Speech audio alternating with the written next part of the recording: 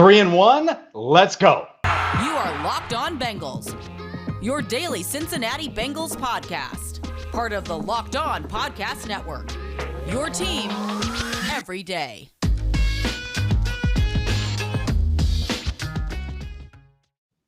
What up, Bengals fans, and welcome to another episode of the Locked On Bengals podcast. James Rapien, if you're watching on YouTube, as you can see, the co-host of this podcast still at Paul Brown Stadium. I'm in my hotel room. I'm Jake Liscow. I just yelled for an entire game, sometimes in anger, sometimes in joy. Yeah. What did you say? Get off of my lawn. Come on, man. Come 3-1. 3-1. 3-1. 3-1. What? I know. I'll bring the energy. I know you can. I know you have the energy. I see it. It's almost 2 a.m. on Friday morning, and we're lit. We're ready to go. Real quick before we dive into the game, shout out to everybody that came and saw us. That was really awesome, and that's part of the reason why Jake Liscow is a little hoarse. But what a game, Jake! And I got to be honest with you, I was dreading. And I told this to Ben Baby of ESPN. He's sitting next to me. I was like, dude, do you know what we're going to have to say if they lose this game? Like when the Jags are about to score their third touchdown and go up 21-0. And obviously that didn't happen. But I was like, I'm going to have to crush them. I'm going to have to just obliterate them for doing this on Ring of Honor night on a national stage. And obviously things changed for the better, but yeah, that was one of my stronger feelings. Like, man, we're really gonna have to crush them later on Locked On Bengals.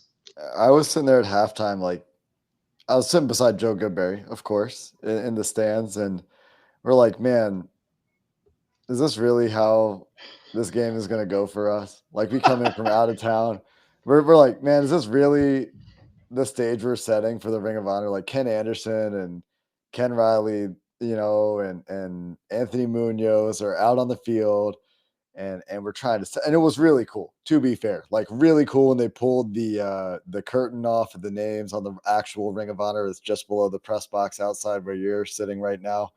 That was a really cool moment, but like going into it, the energy in the stadium, it was rough. But like you mentioned this, so let's talk.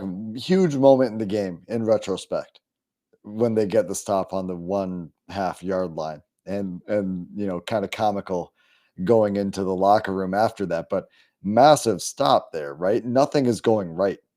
Evan McPherson misses a field goal, and it's like, what just happened? This guy's center cut all the time, and that kind of turns the tide of the game, right? Jacksonville starts getting and moving on offense. They're running the ball very well, which shocked me that they ran so well in the first half. But they're doing a lot of they're moving the pocket a lot of read option stuff with Trevor Lawrence, and a lot of counter, a lot of misdirection. Like, I don't know if it was on tape or not. The Bengals did not appear to be ready for it in the first half, whatever Jacksonville was doing. It was hard for me to see because I'm at the end zone, right? And massive stop though to finish the half, because the Bengals got the ball back, and that's huge, right? Like, you get the ball back coming out of halftime, you score a touchdown, now you're in the game. And if it's 21-7 instead of 14-7, well, then they lose, right? Because they didn't. Maybe the game goes differently, but you know, Jacksonville scoring once in the second half, and that probably would have been enough if it's 21-0 at halftime. Yeah, I agree. It was the momentum shifter, and you know, they go into the half. And look, we talked about it with our keys. I said fast start. I freaking said it. And they after the game, I think Joe or Zach. No, it was Zach. Zac Taylor was like, yeah, if we get off to a faster start on offense, our defense isn't out on the field as much, and you know, it just changes everything. And he's like, that's on us and on me. And I agree with that, because they didn't, and they were on their heels, and it was missed field goal, punt, end of the half. Second and 16 running play. Second and 16 running play into third and 14 empty. Yep. Oh, I was in my mind. Oh, they're turning the lights off. So that running, they are. The lights off behind me. Yeah, if you're watching on YouTube. No, good thing I did my on-field stand-up a little bit ago. Anyways, that part of it, was extremely frustrating. And that's the part where I was like, are you serious, Zach? Like, you have to figure this out. And to his credit, and to the Bengals' credit, and now this is where we can get into the positive. And let's start with Zac Taylor, because I don't know if anybody in Cincinnati media has been as critical of him as me over the past year and a half since I've been back in Cincinnati. The fact that on a short week, you're shorthanded, no Bates, no Uzomah, Trey Waynes looks mortal, which you expect since he hasn't played in a year and a half plus, and you're getting gashed in the run game. Your offense isn't moving the ball. They get the stop on the goal line. But I truly believe this. Every single person said there wasn't panic in the locker room. And it didn't feel like there was panic. It didn't feel like they were rattled. It didn't feel like the lights were too bright for any of them, from Evan McPherson to any of them. Like, I had no doubts when he was going out for the game winner, he was going to make it. My story was written. All I had to do was hit publish. And so they didn't waver. And part of it is you're playing a bad team that's lost 18 straight, and we could get into that, fine. But I think part of the reason they didn't waver is because of Zac Taylor and what he's building. It helps to have number 9, by the way.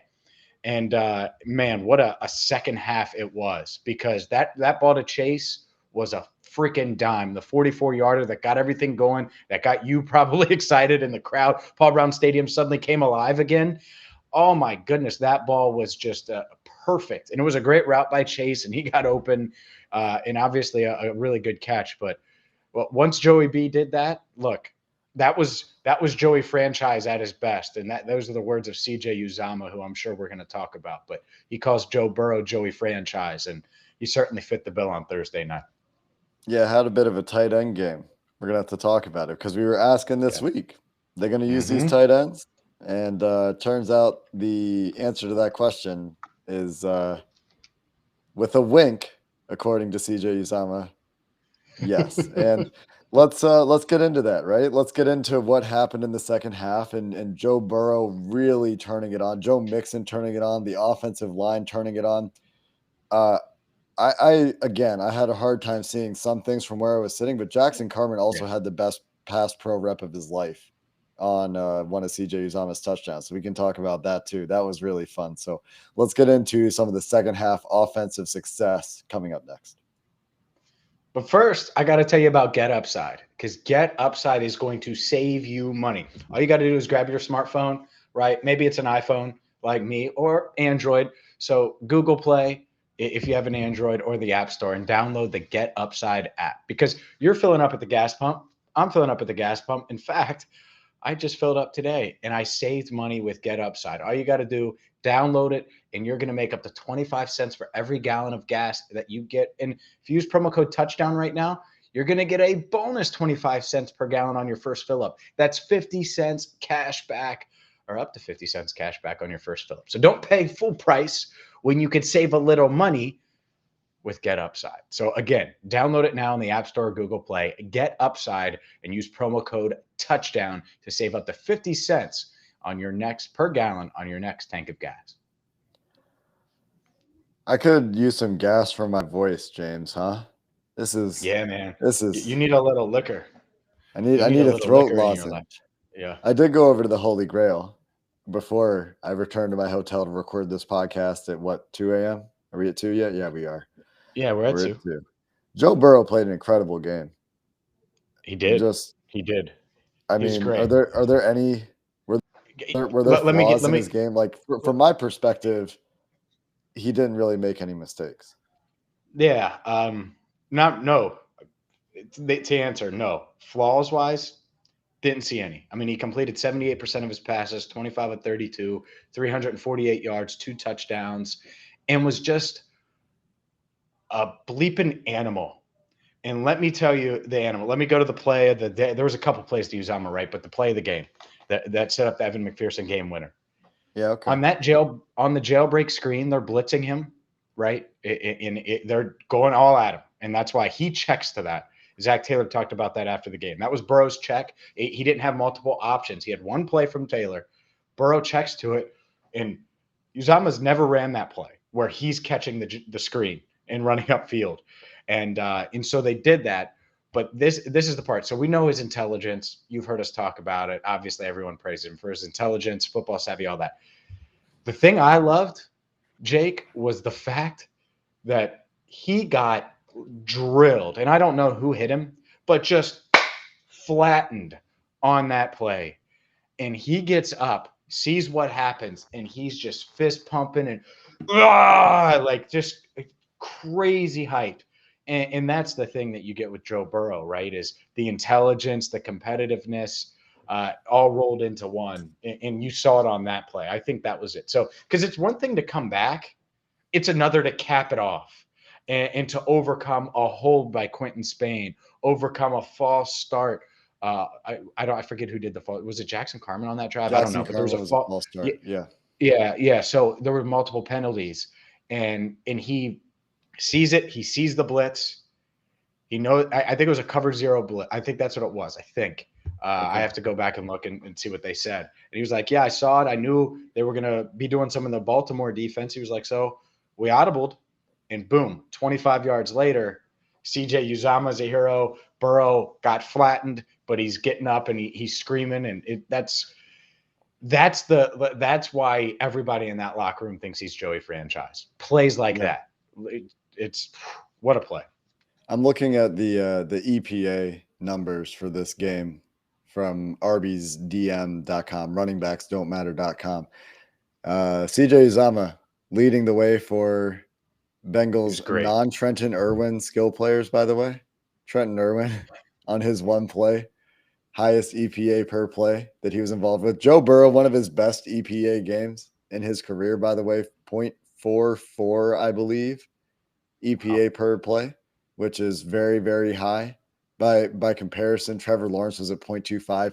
That 0.44 is in the 91st percentile of EPA per play. So really, really good game there. And I mean, that was obvious. Like we said, we talked about it. I mean, he was flawless, in my opinion. He had one pass batted at the line of scrimmage. That was a scary moment for me sitting in the stands. I couldn't really tell. It looked like it was definitely pickable. A lot of underneath stuff in this game, and really took advantage of what to me looked like a lot of too high. Jacksonville didn't want to get beat deep outside. They got beat deep outside anyway, despite their best efforts. And it looked like they were showing a lot of too high in this game. And all I was screaming all game is throw it up the seam. Get somebody up the seam and split them. And we talk about 9-8-9, right? We talked about it with Mike.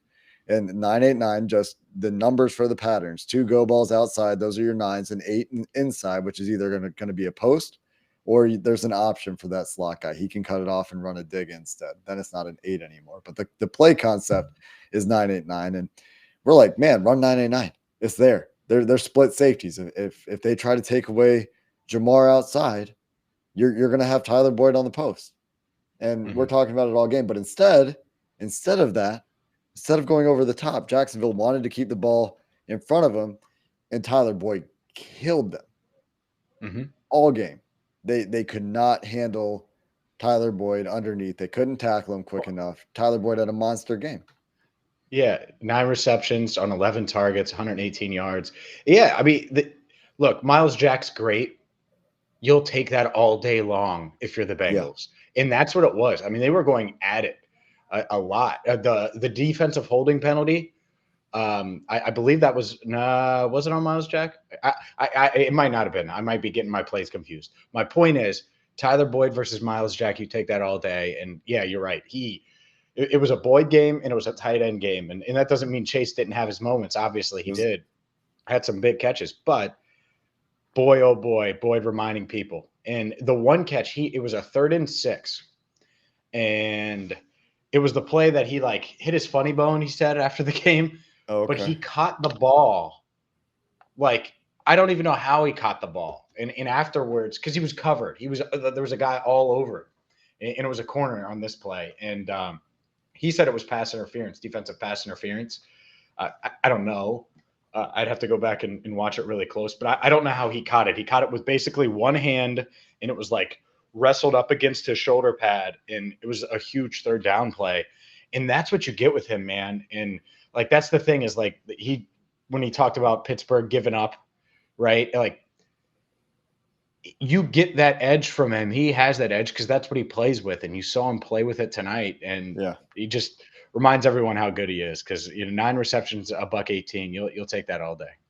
The entire offense in the second half was very impressive. I mean, when they scored on every possession. They struggled in the first half for sure. They should have gotten a touchdown on that first drive. What was it OPI to you? To me, so from my first look, from the end zone look, it looked like he pushed off, which I think is what the refs saw. When I saw the clip from the broadcast when I was looking on Twitter, it didn't look so bad. But from my angle, it looked like he extended his arm and threw the guy. And I think he just ran a pretty good route and got a little shove in. Yeah, I think he got a little shove in, but his arm was fully extended. Yeah. So it looked like it was a big shove. Yeah. And he didn't even have to touch him because the way that the ball was placed, the moment he turned, it would have been on him. It would have been fine. But that completely derailed the drive because I think they score. If that penalty isn't called, I think they score. Oh, yeah. And then the entire game is different, right? And there's, I don't know what you believe about momentum, but, if you do believe in momentum, then that was a big swing. That was a big swing in the game. Worth noting, this stat line for Joe Burrow, I talked about middle of field open a lot in this game. You saw the 2 high safeties a lot. Mm-hmm. Here's the splits. Left sideline, he was 6 of 9 for 125 and a touchdown. And I think that includes the CJ Uzomah first touchdown. Middle of field, get this, 16 of 16, according to PFF, in the middle of the field for 179 and a touchdown. Right sideline, 3 of 6, 44 yards. Middle of field, 16 of 16. It was there all game. And a lot of that is TB and some of that is CJ. Let me talk about the Jackson Carman play. We haven't talked about the defense at all. We should talk about the defense. Let me talk about this Jackson Carman play. Yeah, do Carman, and then we'll talk about the defense after the break. Before we talk about the defense, I think it was CJ's second touchdown. And I turn around after the game, or after the play, because where we're sitting is the end zone, and they're going away from us. The game-winning field goal came right in my face, though, so that was cool. But this particular touchdown is going away from us. So I turn around, and I watch it on the big screen behind me. And Jackson Carman gets his guy on the ground right away. I think it's like a snatch. He gets a guy, pulls him down a little bit. He falls straight on his face. And Riley's looking inside for some reason from right tackle. I don't know if there's a loop or something, but he was watching inside. And Jackson sees this guy come around the outside. A guy loops around the outside, around Riley Reef, and Joe starts to slide right. And then Joe sees the guy. Carman sees the guy. Carman gets a block on the guy. So he gets his guy on the ground. And then he pulls around behind Reef and gets a body on this guy coming in, the guy looping. And I don't know who it was. I apologize. I didn't watch the game on TV. It's hard when you're sitting there live. But gets a body on that guy, and Joe has time to slide left and make a throw. And it's just an A+, in my opinion. I need to watch it again. But to me, watching it live and on the replay, fantastic rep from Jackson Carman. That was a game-changing play. And credit him for that. I didn't watch him all night, but I did watch that.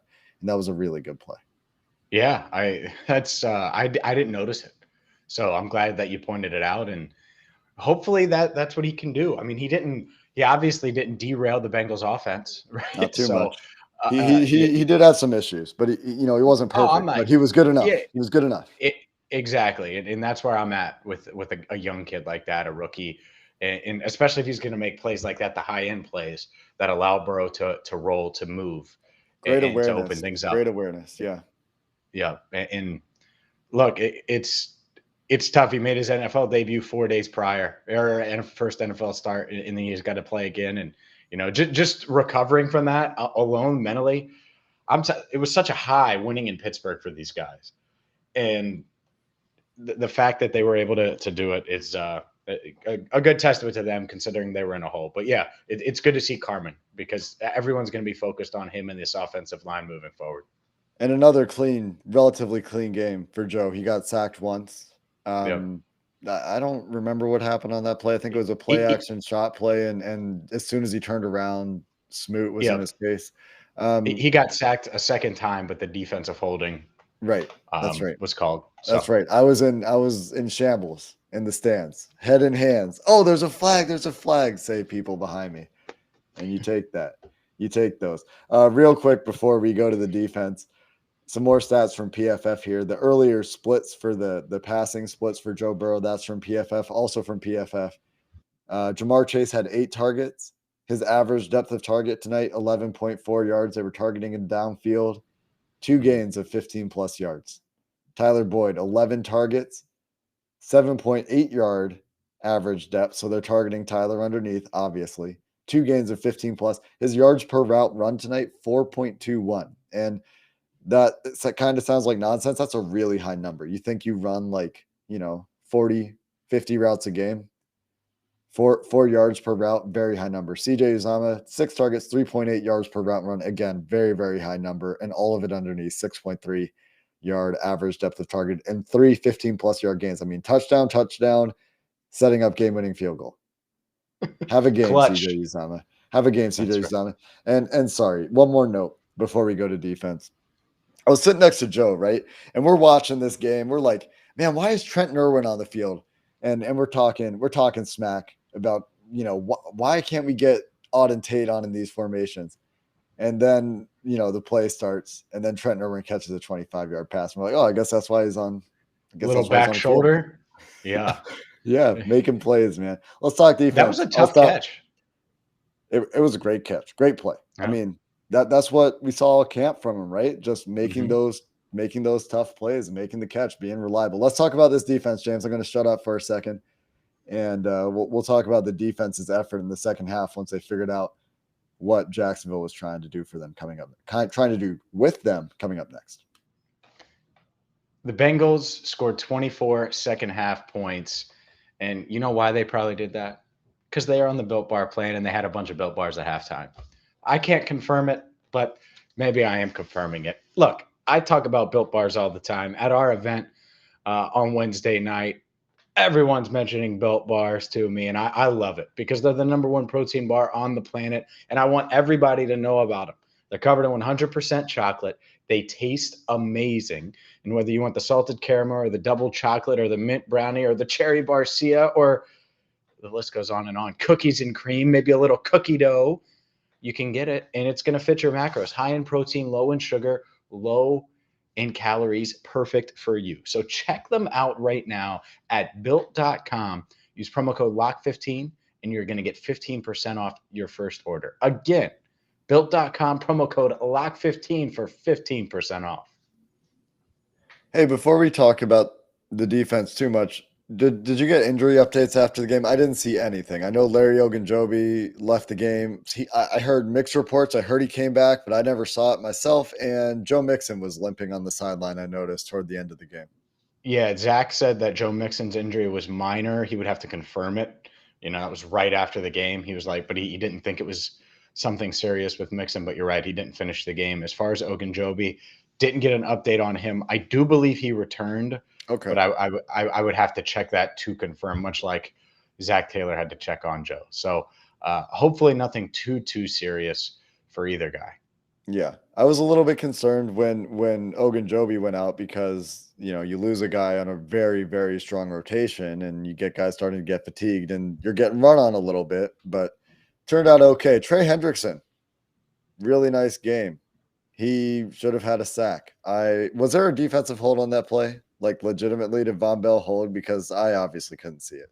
I couldn't see it either because I didn't see it live, and then replay wise, I mean I could find it on Twitter probably right now, but no, I couldn't see it. According to Paul Dehner Jr., I mean I've seen some people say he held. According to Paul, he's like, yeah, Von Bell tried to hold and he missed. he reached out to try to grab him, and he missed. But regardless, Trey Hendrickson had a really nice game. He had 6 pressures according to PFF. I mean, it was visible when we were there. He was the guy that was making Lawrence get off his spot, forced to throw away, I believe, on 3rd down at some point in the game, late in the game. Important decision. Was that actually the last throwaway before Urban Meyer punted on 4th and 4 from the 50? Might have been. Trey Hendrickson, really nice game. Yeah. No, it was a really nice game. The last throwaway. Oh, yeah. You're talking about, was he pursuing Trevor on that 3rd down? Wasn't Trevor Lawrence flushed out of the pocket on that play? Am I confusing it with another play? No, you're right. No, he was flushed out, and I think he did throw to. I believe it was Trey Hendrickson. By the way, Trevor Lawrence is a freak. He's Anyways, good. He's good. Really I can't believe Urban Meyer punted the ball on 4th and 4 from his own 50 or from the there's no your own 50 from the 50, and he was never getting the ball back. What are you doing, coward? Well, you know what he would say? This phantom defensive holding is what cost us because we were going to get the ball back. Now, I'm not saying that's true, but that's part of it. But yeah. But while we're on defense, I agree with you on Trey Hendrickson. I don't know what the hell Logan Wilson is doing. Oh my Maybe God. he's eating 12 Built Bars on the sidelines. This dude, double nickel, 55 he's a baller. This guy, man, double-digit tackles again. I noticed him all the time. I got the little stat guys. I got the little stat guys behind me that do the stats, and they're talking. They're really loud at Paul Brown Stadium, and they're doing their job. It's fine. But you know how many times I heard 55 at the push out, 55. He's all over, man. I mean, he's a baller. In the goal line play. The goal line play, that's all him. It's another guy that it's just to take you back to my game experience. It's another guy. I lean over to Joe. I'm like, man, Logan Wilson, we got a linebacker, man. Like, he was playing with swag tonight too. You notice that? Like, he is playing so confidently. He's hitting guys hard. I mean, the stop on the goal line is so important to the game. He's flying around the field. Note from PFF on the linebackers. The linebackers collectively, Akeem Davis-Gaither, Jermaine Pratt, Logan Wilson, allowed only 17 yards total in the passing game. And credit Jermaine Pratt, by the way. There's a play in the second half where Lawrence is scrambling right, and Jermaine Pratt is chasing him a little bit. But he realizes, I don't know if he feels it or if he sees it, he realizes there's a crosser coming behind him. And he just backs off of Lawrence just enough to take that window away. And then Lawrence has to try to run for it. And he gets like a 3-yard gain, sets up the 3rd and 4, instead of finding his guy who got space. I mean, the guy was open. I think it was a crosser. It might have been a flat from a tight end or something. I think it was a crosser. And I think it was in Mike Hilton's coverage. Mike Hilton had a bit of a struggle tonight. I don't know if he was maybe a little bit hurt. But he got picked on a little bit on underneath stuff and run after catch stuff. But really good play to highlight there from Jermaine Pratt. I talked to Mike about that one after the game. I found Bengal stands in the stands after the game. We talked about that Jermaine Pratt play. We both noticed that one. Yeah, and he wrote about Jermaine Pratt before the game too. On his film review this week. So really impressive. Yeah. Since we're on the topic of linebackers too, Akeem Davis-Gaither it was in the first half. I believe, it was in the first half. The batted pass, the pass. Oh yeah, that was one. My hat came off my head. I'm like, I thought he was going to pick it. I thought he was going to pick it. Yeah, from my angle, it looked like he had a chance. It was a great play. It was a heck of a play, and it's like you start to see those, and it's like, man, these young linebackers. Yeah. All right, they were talking him up at camp too. Yeah, absolutely. And that's the thing. Is as bad as this defense was at times. First half. You gave up 21 points, and you didn't have your best player. You didn't have your best corner. Like, that is going to hurt you. It just is. Now, I get it. The Jags lost DJ Chark, and that changes things some. But still, I think they did. Overall, you take that, especially the point total. The 21 points. Sign me up for that. I thought the Jags might score more than 21. So sign me up for that all day. They should have. Punting 4th and 4 from the 50 doesn't help your cause. Not getting in from the 1.5 yard line, I mean, totally changes the game. And a lot of plays did. Game changer. A lot of plays did go Jacksonville's way in this game, to be clear. Like, they got a bailout penalty when the Bengals should have gotten off the field at some point. They converted their 4th down. The Bengals missed a field goal. Not Omar. Jamar pushed off. He got the OPI, and so there's quite a bit that did go Jacksonville's way, or they made the plays. It's not just luck, right? Like, there's skill involved there, and credit Jacksonville. They came out with a game plan that I don't think the Bengals were all that prepared for, and the Bengals, to their credit, figured it out. They found ways to move the ball. They identified the vulnerabilities, and Jacksonville didn't figure it out and adjust back. And Joe Burrow used his I know the playbook like the back of my hand knowledge to get him into the play to win the game. And you take it. Did you see him because I know you went to his suit shop. Did you see his pregame look? I did not. No. Okay, it's okay. The suit, awesome as always. My man was wearing some Clark Kent glasses. This dude showed up to Paul Brown Stadium. I swear to anybody, go look. I saw the video of it, and I thought to myself, oh my God, that's Superman. I didn't say anything. I wasn't going to tweet it. I didn't say anything. And then this dude went out in the second half and played like Superman.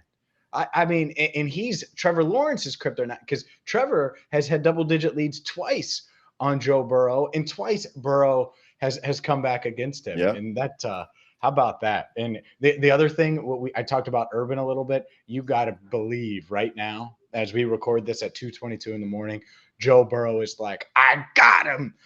Yeah, bragging rights. Like you know he's doing that wherever he is, whether he's at his house or playing video games or something. I bet he's still up. Riding that rush, riding that wave. Up. Yeah, everybody's up, man. I went over to the banks after the game, and the lines for the bars. There's like a stretch of like, I don't know, 3-4 bars over there, or like fully like probably 4 or 5 people thick across the street, like from the door of the bar to the building on the other side of the street.